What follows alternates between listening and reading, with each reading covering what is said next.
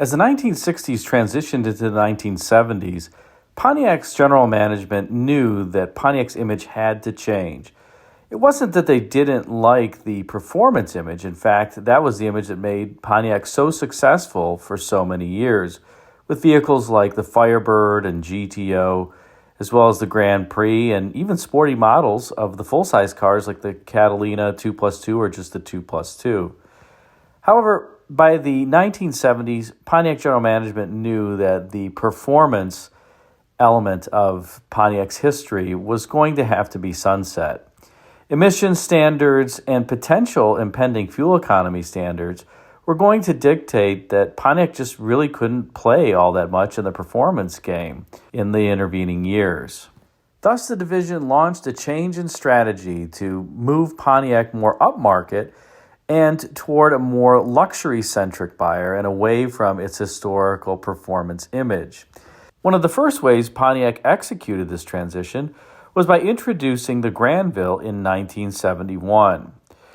The Grand Ville displaced the Bonneville as Pontiac's top-of-the-line vehicle, and Pontiac was really hoping to push more closely into Olds 98 and Buick Electra territory with the Grand Ville. It had a more formal roofline that was shared with the Olds 98 as well as the Electra, and an overall stately presence. The Grand Ville came standard with Pontiac's top-of-the-line 455 cubic inch 4-barrel V8 and made 325 gross horsepower in 1971. The Grand Ville shared the Bonneville's 126-inch wheelbase, somewhat larger than the Catalina's 123.5-inch wheelbase, and it sold relatively well in its first year, where Pontiac delivered a little under 50,000 units. Its base price was about $4,500 to $4,600 for the hardtop coupe and sedan and $4,700 for the convertible. And that compared to about $4,800 for an Olds 98 hardtop coupe or sedan, or $5,100 for a 98 luxury coupe or sedan. So the Grand Ville was a relative value. Given its relative success, Pontiac decided to continue the Grand Ville, or the hybrid Grand Prix Bonneville sedan, by the way, that's where the Grand Ville name came from, into the 1972 model year. And again, it proved successful and increasingly so, with sales moving from about 50,000 units to about 60,000 units. Aside from some minor styling changes, not much had changed on the Grand Ville for the 1972 model year versus the 1971 model year. The Grand Ville would continue on into 1973, which is the subject of this particular video, and it would receive a number of fundamental changes. The first is, yet again, a different front end, and I think Pontiac for 1973 had the largest bumper offset of any General Motors division. Take a look at this full-width, enormous bumper and how far it sits away from the grille. The Grand Ville also got a revised logo that you can see on the sail panel here, as well as the wheel covers, I suppose making it look a little bit more luxurious. In 1973, the Grand Ville also moved to a shared wheelbase with the Catalina and the Bonneville that was 124 inches. And this presumably saved Pontiac some cost over having two different wheelbases like it did in the 1971 and 72 model years. Horsepower was down a bit from the 1971 and 2 model years, and the 455 cubic inch 4-barrel V8 was still standard but made just 215 horsepower in 1973. That was down from 325 gross horsepower in 1971, not net horsepower, and a standard 230 horsepower in 1972. Although a buyer could opt for an optional 455 cubic inch V8 outfitted with dual exhaust as opposed to single exhaust in their Grand Ville, and that would raise the horsepower back up to a healthier 250 net horsepower for a gain of 35. One of the reasons for this was simply that Pontiac on its single exhaust vehicles employed some very restrictive crossover pipes and manifolds. If you ever see a Pontiac manifold from underneath the vehicle, you'll notice that each exhaust manifold bank really narrows down to a cross-sectional area that's about 1.25 inches for a combined 2.5-inch pipe up near the header.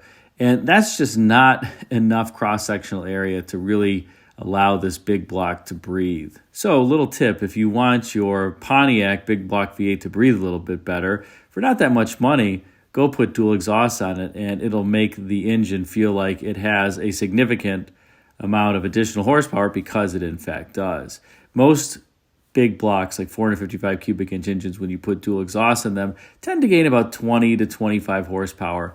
But as I mentioned before, this Pontiac gained 35 horsepower in the transition to dual exhaust. So that tells you a little bit about how well these engines could flow if they were able to. But aside from the exterior and engine changes for 1973 in the Grand Ville, the real difference maker was the new interior. In 1973, Pontiac upgraded a number of elements on the Grand Ville interior, most notably the seating, which now offered button tufting and really was quite comparable, if not better, than the base Olds 98 interior. Certainly looked richer. Pontiac also endowed the interior with a significant amount of fake American walnut-looking ersatz wood grain trim. And this is debatable whether or not it looks good. I think, honestly, it looks a bit overdone and tacky. I think it would have looked great if it were real wood, but the fake wood is quite unconvincing. In any instance, Pontiac was trying to continue pushing the Grand Ville up market, and this new interior was the brainchild of designer Blaine Jenkins, who had worked just a few short years ago to design the 1972 Olds 98 Regency interior. Blaine was transferred from the Olds interior studio to the Pontiac interior studio to bring some of that Olds luxury flair to Pontiac, and he did so successfully, well, mostly successfully if you exclude the fake door panels. Of course, I don't think the designers actually wanted fake wood. They likely wanted real wood.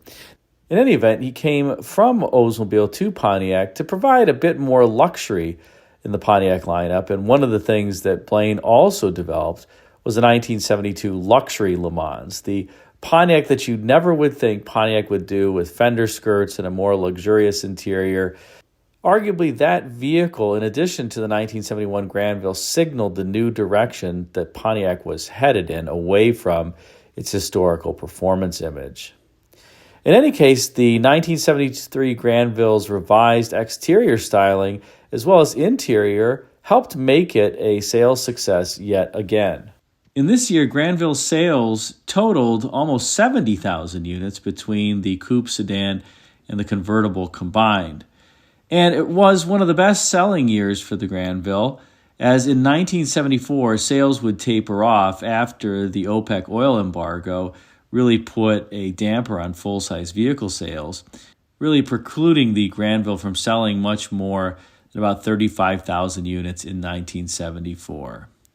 The Grand Ville's life would be short-lived, as after the 1975 model year, the nameplate would be sunset, and the Bonneville Brougham would become the top-of-the-line Pontiac luxury liner for the 1976 model year. So if you're looking for peak Pontiac luxury, the 1973 Grand Ville has to be one of those vehicles that's atop your list. One might argue that the mid-60s Pontiacs with their real wood grain dashes, beautiful interiors and exterior stylings, were in fact a bit more luxurious, although they didn't quite compete in the Olds 98 and Buick Electra price range like the Grand Ville did. But the Grand Ville was certainly a luxurious Pontiac, and a successful one at that. And if you're looking for a peak Grand Ville, 1973 is the model year for you. And if you want to see a 1973 Grand Ville being put through the paces in a high-speed car chase, be sure to check out the movie The 7-Ups, where stunt driver Bill Hickman, who also was the driver in The French Connection, as well as the movie Bullet, put together a masterful car chase where the Grand Ville is the lead car. Hope you enjoyed this spotlight on the 1973 Pontiac Grand Ville. If you did, be sure to like, comment, and subscribe, and check out the video thumbnails at bottom left and right for some suggestions for you. Thanks again for watching.